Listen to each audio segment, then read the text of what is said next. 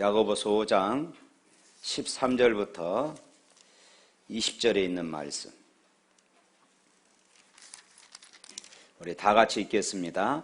너희 중에 고난당한 자가 있느냐? 그는 기도할 것이요. 즐거워하는 자가 있느냐? 그는 찬송할지니라. 너희 중에 병든 자가 있느냐? 그는 교회의 장로들을 청할 것이요. 그들은 주의 이름으로 기름을 바르며 그를 위하여 기도할지니라. 믿음의 기도는 병든 자를 구원하리니 주께서 그를 일으키시리라. 혹시 죄를 범하였을지라도 사하심을 받으리라. 그러므로 너희 죄를 서로 고하며 병이 낫기를 위하여 서로 기도하라. 의인의 간구는 역사하는 힘이 금이니라. 엘리야는 우리와 성정이 같은 사람이로되 그가 비가 오지 않기를 간절히 기도한즉 3년 6개월 동안 땅에 비가 오지 아니하고 다시 기도하니 하늘이 비를 주고 땅이 열매를 맺었느니라. 내 형제들아, 너희 중에 미혹되어 진리를 떠난 자를 누가 돌아서게 하면 너희가 알 것은 죄인을 미혹된 길에서 돌아서게 하는 자가 그의 영혼을 사망에서 구원할 것이며 허다한 죄를 덮을 것임이니라. 아멘. 송정미 씨가 불렀던 찬양 중에 축복송이라는 찬양이 있습니다. 이 찬양이 이렇습니다. 때로는 너의 앞에 어려움과 아픔이 있지만 담대하게 주를 바라보는 너의 영혼 우리 볼 때 얼마나 아름다운지 너의 영혼 통해 큰 영광 받으실 하나님을 찬양. 오 할렐루야. 할렐루야. 축복은 아편 같은 것이 아니라 위대한 하나님의 은혜입니다. 성도 앞에 어려움이 있을 수 있습니다. 때로는 너의 앞에 어려움과 아픔이 있지만 성도 앞에 이런 어려움이 있고 아픔이 있을 수 있습니다. 그렇지만은 성도는 그런 어려움과 아픔 가운데서도 주님을 바라봄으로 승리하게 되는 줄로 믿습니다. 그래서 하나님께 영광 돌리고 그 영혼이 아름다워지고 그 영혼을 바라보는 이웃에게 기쁨을 주며 살아가는 것, 바로 이것이 오늘 그리스도인의 삶이 되는 줄로 믿습니다. 오늘 본문을 시작하면서 성경은 우리에게 아주 중요한 질문을 하나 던지고 있습니다. 너희 중에 고난당한 자가 있느냐? 너희 중에 고난당한 자가 있느냐? 누가 감히 이 질문 앞에 아니요! 이렇게 말할 수 있겠습니까? 산다는 것 자체가 어찌 보면은 고난이 아니겠습니까? 저마다 환경 속에도 고난이 있고 육체적인 고난, 또 정신적인 고난, 때로는 영적인 고난뿐만 아니라 복음을 통한 그런 고난이 있기도 합니다. 이 본문, 지금 야고보서 이 말씀을 맨 처음에 받았던 초대교회 그리스도인들, 이 말씀을 읽었던 당시의 성도들만 해도 그렇습니다. 그들은 예수 믿는다는 것, 이것 한 가지 사실만으로 때로는 고향에서 쫓겨나야 했습니다. 때로는 직장에서 쫓겨나야 했습니다. 때로는 직업을 잃고 또 밥을 굶던 사람들, 때로는 가족 중에 남편이 사자굴에 던져지는, 온영극장에서 사자에게 던져지는 그런 어처구니 없는 이런 일들이 일어나기도 했고, 때로는 온영극장에서 화형을 당하기도 했습니다. 때로는 병이 들었거나 또 약 한번 제대로 써보지 못한 그런 사람들이 아주 많이 있었습니다. 오죽했으면 초대교회 당시 그리스도인들이 카타콤이라고 하는 동굴로 숨어서 그곳에서 신앙생활을 했겠습니까? 오늘 본문의 저자가 야고보는 예수님의 육신의 동생인 초대교회 최고 지도자였습니다. 성도들의 이러한 형편들을 보고 야고보 사도는 기도 요청을 하고 있습니다. 기도 요청만 하는 것이 아니라 야고보 사도가 얼마나 기도를 많이 했던지 그의 별명이 뭡니까? 아무도 대답을 못 하시네. 낙타무릎. 야고보 사도의 별명이 이 낙타무릎이라고 별명이 붙을 정도였습니다. 그만큼 그는 무릎을 꿇고 하나님 앞에 기도했던 그런 사람입니다. 그가 바로 지금 많은 흩어져서 고난당하는 성도들을 향하여서 너희 중에 고난당한 자가 있느냐? 저는 기도해라. 이렇게 지금 말하고 있는 것입니다. 아마 오늘 아침 교회에 나오신 여러분들 가운데도 전처럼 해결되지 않는 안타까운 문제들을 안고 이곳에 나오신 분들도 있을 것입니다. 때로는 마음속에 깊은 번민을 가진 채 나오신 분, 때로는 병든 육신을 가지고 고통스러워하신 분들도 계실 것입니다. 때로는 여러 가지 해결되지 않는 이런 문제들을 가지고 오신 분도 있을 것이고, 때로는 한없는 만족과 기쁨과 감사를 주체할 수 없는 그런 기쁨으로 이 자리에 나와서 예배 드리시는 그런 분들도 있을 것입니다. 그러나 문제는 내가 처해 있는 환경이 고난의 환경이든 아니면은 성공의 환경이든 간에 어떤 환경에서든지 내가 어떻게 대처하느냐, 바로 이것이 중요합니다. 여기에 신앙인과 불신앙인, 그리스도인과 자연인의 갈림길이 있습니다.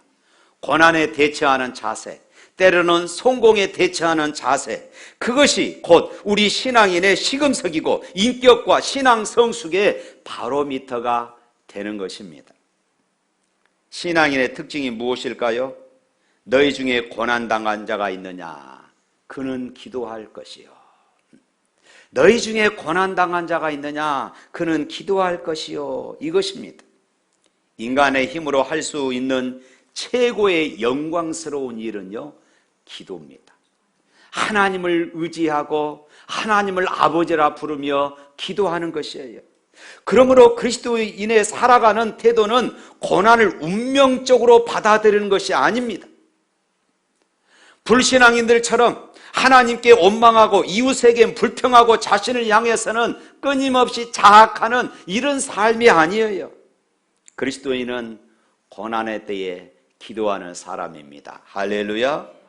기도는 오늘 우리 그리스도인의 숭고한 임무이고 특권입니다.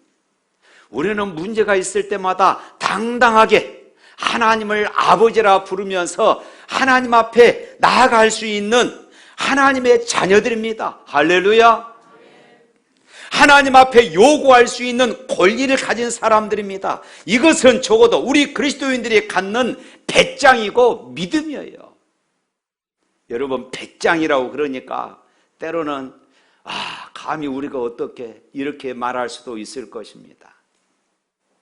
그런데 저희 집에요, 매월 1일은 자녀들한테 용돈을 주는 날입니다. 그런데 제 막내가 하는 말이, 간혹 가다가 하루가 늦지 않습니까? 하루 늦었으니까 벌금으로 10,000원 더. 왜 이렇게 말합니까? 아빠니까. 아빠니까 당당하게 이렇게 요구할 수 있는 것이에요. 하나님께서 우리에게 수없이 많이 성경에 기도하라고 말씀하고 있습니다. 예수님께서도 내 이름으로 구하면 하늘 아버지께서 주시겠다고 약속하고 있습니다. 우리가 이 약속의 말씀을 붙잡고 하늘 아버지께 당당하게 부르짖을 수 있고 요구할 수 있는 것입니다. 할렐루야. 왜냐하면 하나님은 우리 아빠니까 그렇습니다. 우리는 하나님을 사랑하는 자, 그의 뜻대로 부르심을 입은 자들에게는 모든 것이 합력하여 선을 이루느니라. 이 사실을 믿습니다. 그렇기 때문에 우리 신앙인들은 원망과 불평, 자학 대신에 고난 중에도 기도하는 것이고 기도해야 하는 것입니다. 그때가 바로 내가 기도할 때인 줄로 믿습니다. 이 사실을 가르쳐 주기 위하여 오늘 본문 이 짤막한 본문에서 기도라는 이 단어를 7번이나 반복되어 사용하고 있습니다. 사랑하는 성도 여러분, 그렇습니다. 기도할 때 역사가 일어납니다. 믿으시기를 바랍니다. 그렇다면 우리가 기도할 때에 어떤 역사가 일어나느냐? 먼저는 기도할 때에 내가 변합니다. 할렐루야. 기도는 기도하는 사람을 변화시켜요. 기도에 있어서 가장 영광스러운 결과는요, 기도하는 당사자가, 기도하는 나 자신이 변화되는 것입니다. 기도는요, 잘못을 깨닫게 해줍니다. 나의 부족과 모자람을 알게 해줍니다. 하나님의 말씀에 불순종한 나 자신을 바라보게 합니다. 우리 자녀들이 속을 썩여서 자녀들 위해서 기도하다 보면요, 나 자신이 하나님 앞에서 얼마나 속 썩이는 하나님의 자녀인가를 깨닫게 해줘요. 남편이나 아내를 위해서 기도하다 보면요, 신랑 되신 우리 주님 앞에 나 자신이 얼마나 순결하지 못한 이런 삶을 살고 있는가 하는 것들을 깨닫게 되어집니다. 사업의 문제를 놓고 기도하다 보면요, 나 자신은 하나님의 도움 없이는 아무것도 할 수 없다는 것을 깨닫게 해주십니다. 병든 몸을 놓고 고쳐달라고 기도하다가요, 육신의 병든보다도 더 영적인, 내 영적인 질병을 알게 해 주시는 것이에요. 그래서 하나님 앞에 하염없이 부끄럽게 여겨지는 것입니다. 그래서 회개하도록 해주는 것이에요. 신앙인의 가장 위대한 축복은 바로 회개입니다. 회개는 하나님 앞에서 나 자신을 세워줍니다.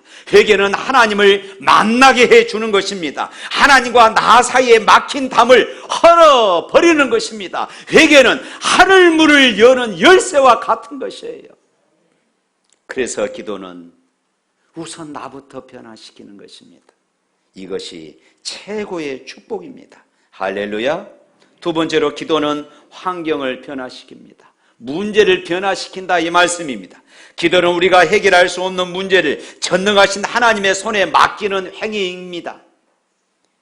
언제나 인간의 위기는 하나님께서 역사하실 기회라는 사실을 믿으시기를 축원합니다. 인간의 힘으로 아무것도 할 수 없는 바로 그 순간에 기도는 전능하신 하나님의 손이 나를 향해 역사할 수 있도록 만들어주는 통로가 되어지는 것입니다. 그 문제 속에 하나님이 간섭하도록 문을 여는 것, 바로 이것이 기도라는 것이에요. 믿으시기를 바랍니다. 그렇다면 여러분, 기도하십시오. 여러분들의 문제가 있습니까? 기도하십시오. 나의 문제는 곧 하나님이 역사할 때다. 나의 위기는 곧 하나님이 역사하실 때다. 하나님이 간섭하실 때다. 이것을 우리가 믿는다면은 왜 기도하지 않습니까? 기도하시기를 바랍니다. 하나님이 하신 것을 여러분 체험하세요. 그 체험을 통해서 내 신앙은 더 성숙해지는 것이고, 누구를 만나든지 살아계신 하나님을 자랑하고 간증할 수 있는 것 아니겠습니까? 세 번째로, 마음이 즐거운 사람에게 기도는 또 찬송을 가져다 주는 것입니다. 계속되는 오늘 본문 말씀 보면은 그렇습니다. 우리 13절 한번 읽어볼까요? 너희 중에 고난당한 자가 있느냐? 그는 기도할 것이요 즐거워하는 자가 있느냐? 그는 찬송할지니라. 찬송은 가장 신령한 차원의 기도고 곡조가 붙은 기도입니다. 세계 수많은 종교 가운데 기독교에만 찬양이 있습니다. 왜 그럴까요? 하나님은 살아계시기 때문에 그렇습니다. 초대교회를 고발한 한 상소문에는 당시 예수 믿는 사람들을 이렇게 묘사했습니다. 저들은 정한 날, 정한 시간에 모여서 아침부터 저녁까지 기도하고 찬양하는 것으로 그 시간을 마쳤다. 이 사람들이 찬양하던 이 시대가 어떤 시대입니까? 로마의 황혼의 그림자가 덮이기 시작한 그런 때가 아니었습니까? 술 취함과 방탕함, 또 지나친 쾌락이 당대의 가치관을 지배하던 그런 시대였습니다. 로마의 귀족들은 먹는 즐거움을 얻기 위해서 목구멍에 손을 넣어서 음식을 토해 넣고 또 새로운 음식들로 자기의 배를 채우는 것입니다. 그리고 그 배부른 배로 쾌락을 탐닉하며 살았던 바로 그런 시대였어요. 바로 이런 시대 속에서 신앙인들은 그들에게 즐거움을 가져다 주었고 기도는 그들에게 찬송을 가져다 주었습니다. 할렐루야.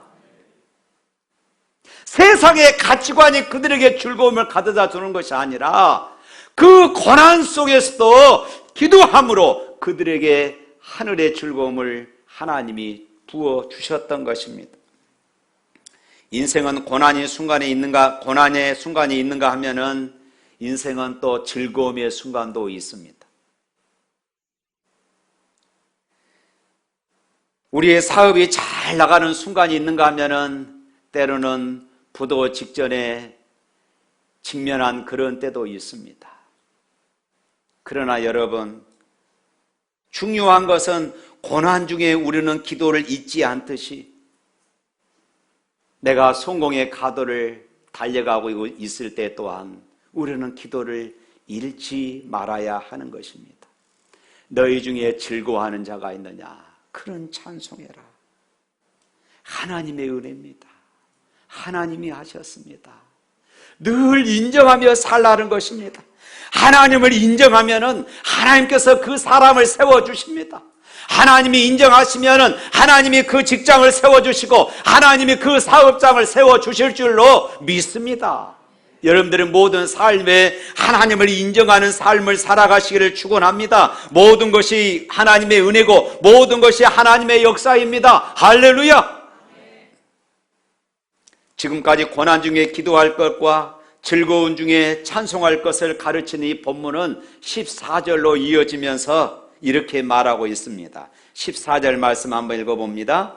너희 중에 병든 자가 있느냐? 그는 교회 장로들을 청할 것이요 그들은 주의 이름으로 기름을 바르며 그를 위하여 기도할지니라. 15절 믿음의 기도는 병든 자를 구원하리니 주께서 그를 일으키시리라. 혹시 죄를 범하였을지라도 사하심을 받으리라. 할렐루야. 고난 중에 좀 더 구체적인 예로 병든 자를 지금 예로 설명하고 있습니다. 고난도 여러 종류가 있을 수 있으나 그 중에 육체의 질병으로 고생하는 것만큼 큰 고통은 아마 없을 것입니다. 건강을 잃으면 모든 것을 잃은 것이라는 말이 있듯이 자신이 어느 날 갑자기 병으로 쓰러진다고 생각해 보십시오.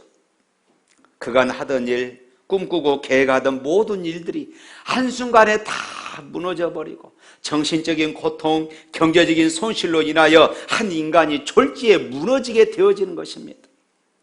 이때 오늘 본문은 뭐라고 말합니까? 기도해라. 이렇게 말씀합니다. 기도해라. 텔레비전 프로 가운데 동물의 왕국이라는 프로가 있습니다. 동물들이 떼를 지어 살다가 종종 생명을 거는 그런 싸움이 일어나기도 합니다. 그때 패배를 아는 동물은 아주 깊은 상처를 입기 마련이지요. 상처를 안고 동굴 속으로 숨어 들어가다가 적들이 물러간 다음에 이제 아침 햇살에 떠오르면은 동굴 밖으로 나와서 자기의 상처를 햇살에 내비치고 혀로 핥은 것을 우리가 종종 봅니다. 그 상처를 햇빛에 노출시켜요. 햇빛에는 묘하게 이처럼 치료하는, 상처를 치료하는 능력이 나타난다고 그럽니다. 그렇습니다. 우리가 세상을 살아가면서 육체적인 상처 때문에 아파서 울어야 할 때가 있습니다. 때로는 사람들, 인간관계 속에서 주고받은 상처 때문에 찢어진 아픔으로 괴로워할 때도 있습니다. 때로는 영적인 아픔 때문에, 때로는 환경적인 그런 좌절 때문에 몸부림할 때가 있습니다.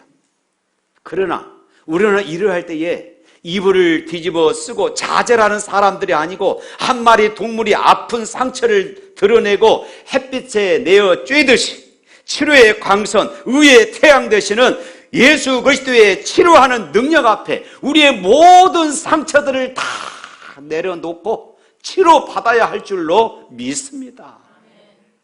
십자가 앞에 다 우리의 무거운 짐들을 다 내려놓아야 하는 것이에요.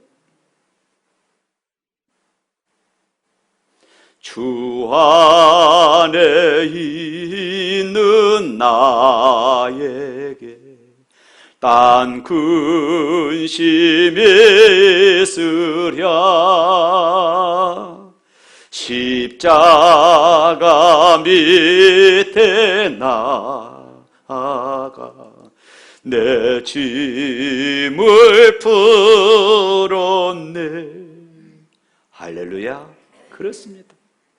십자가 앞에 우리의 모든 짐을, 상처를, 아픔을 다 내어놓아야 합니다. 오늘 본문은 뭐라고 말합니까? 고난당한 자들을 위해서 함께 기도해라, 이렇게 말합니다. 함께 기도해라. 사랑하는 성도 여러분, 우리는 우리 자신의 문제들을 놓고 하나님 앞에 나아갈 뿐만 아니라 형제 자매들 그리고 이웃들의 문제들을 가지고 하나님 앞에 나아갈 수 있는 왕 같은 제사장의 신분을 부여받은 사람들임을 믿으시기를 축원합니다. 그래서 부모가 자녀들을 위해서, 가족들을 위해서 기도하듯이 셀 리더는 셀 가족들을 위해서 기도하는 것입니다. 우리 성도들은 우리 이웃들을 위해서 기도해야 하는 것이에요. 이게 얼마나 기가 막힌 하나님의 은혜입니까? 우리가 다른 사람의 문제를 가지고 하나님 앞에 나아가도 하나님께서 들어주시겠다고 약속하고 있어요. 이게 얼마나 놀라운 특권입니까? 오늘 본문 16절부터 18절 말씀 한번 읽어봅니다. 그러므로 너희 죄를 서로 고하며 병이 낫기를 위하여 서로 기도하라. 의인의 간구는 역사하는 힘이 큽니다. 엘리야는 우리와 성정이 같은 사람이로되 그가 비가 오지 않기를 간절히 기도한 적 3년 6개월 동안 땅에 비가 오지 아니하고 다시 기도하니 하늘이 비를 주고 땅이 열매를 맺었느니라. 할렐루야.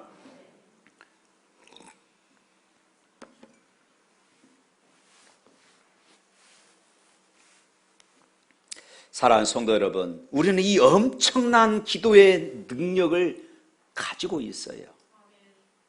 이 엄청난 기도의 능력을 가지고 있습니다. 그런데 이것을 나를 위해서만 사용하면 안 된다는 것이지요. 이것을 다른 사람을 위해서 사용하라, 이 말씀입니다. 우리 교회 리더들, 중직자들은 나를 위해서만 기도하는 것이 아닙니다. 다른 사람들, 다른 성도들 위해서 기도하는 사람들이에요.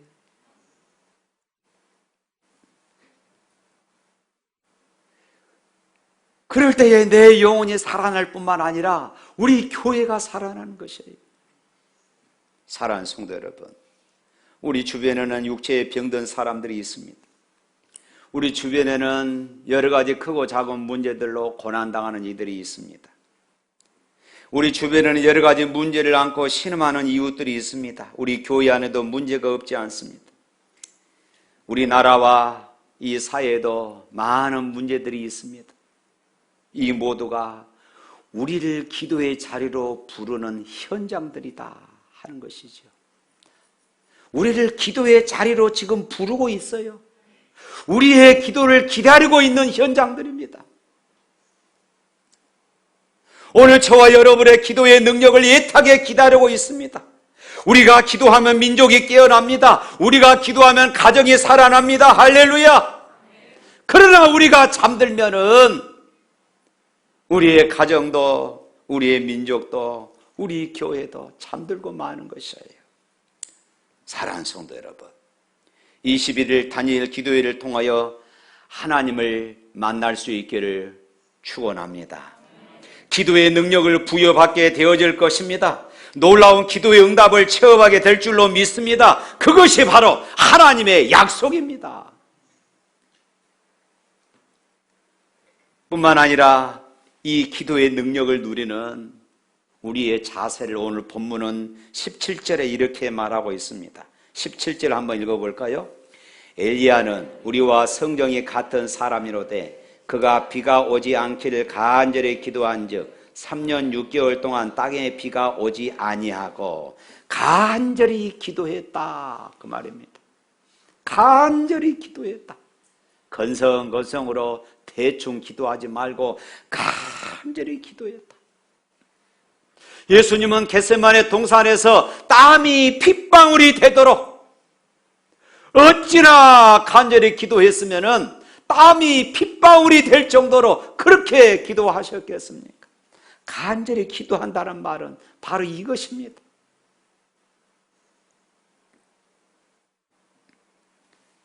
본문은 특별히 교회 리더들의 최고의 사역으로 기도를 소개하고 있습니다. 아비와 어미가 자식을 사랑하는 것 얼마나 근사한 일입니까? 그러나 자녀를 교육하고 축복하는 가장 근사한 일은 매일 아침 내 자녀들의 이름을 불러가며 그들을 위해서 기도해 주는 것입니다. 이보다 더 큰 교육이나 축복은 없어요. 기도 시간마다 그 영혼을 하나님 앞에 올려드리고 맡겨드리는 것입니다. 아동부나 청소년부 교사들의 성경을 가르치는 것 물론 위대한 사역입니다. 그러나 더 위대한 사역들은 그 어린 영혼들을 가슴에 품고 그들의 이름을 불러가며 기도해 주는 것입니다. 셀 리더들이 셀 모임을 인도하며 말씀을 가르치는 것 정말로 위대한 일입니다. 그러나 그보다 더 위대한 사역은 셀 가족들, 그 영혼들 하나하나까지도 저들의 이름을 가슴에 품고 기도하고 그들의 가정을, 형편들을 떠올리며 기도해 주는 것입니다. 바로 이것이 그 어떤 시간보다도 가장 능력 있는 시간이고 능력 있는 사역인 것입니다. 사랑하는 성도 여러분, 기도는 고난의 항아리를 부수는 망치와도 같습니다. 기도는 치료하는 광선입니다. 그 광선의 통로를 차단하지 않기를 축원합니다. 기도는 하늘 보고를 여는 열쇠입니다. 그 열쇠가 언제나 반짝거리게 하십시오.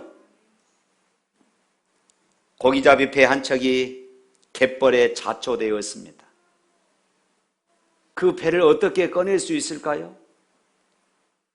수많은 사람들이 갯벌에 처박혀져 있는 그 배를 꺼내기 위해서 몸부림을 쳐봅니다. 아무리 몸부림쳐도 꺼낼 수가 없어요. 그때 한 어부가 와서 이야기합니다. 여보시오, 거기에 괜한 힘 쓰지 마시고 가만히 밖에서 기다려 보십시오. 밀물이 물려오면은 그 배는 자동으로 뜨게 되어 있습니다. 그렇습니다. 밀물이 밀려오면 되는 것입니다. 여러분들의 인생이 진흙바닥에 처박혀 있습니까? 여러분들의 가정에, 여러분들의 삶에 근심, 걱정이 있습니까? 기도의 밀물을 쏟아 부어야 할 때입니다. 하나님의 역사가 그곳에 일어나게 될 줄로 믿습니다. 하나님, 나를 통해 교회가 살고 하나님 내 가정이 살고 한국 교회가 살아나게 하여 주옵소서. 하나님, 나를 통해서 우리 교회가 살아나게 하시고 우리 교회를 통해서 이 민족이 살아나게 하여 주시옵소서. 주여, 나를 변화시켜 주시옵소서. 주여, 나를 도와주시옵소서. 운명의 노예가 되지 않겠습니다. 환경에 짓눌러 살아가는 어리석은 사람이 되지 않겠습니다. 하나님, 나를 도와 주시옵소서. 할렐루야.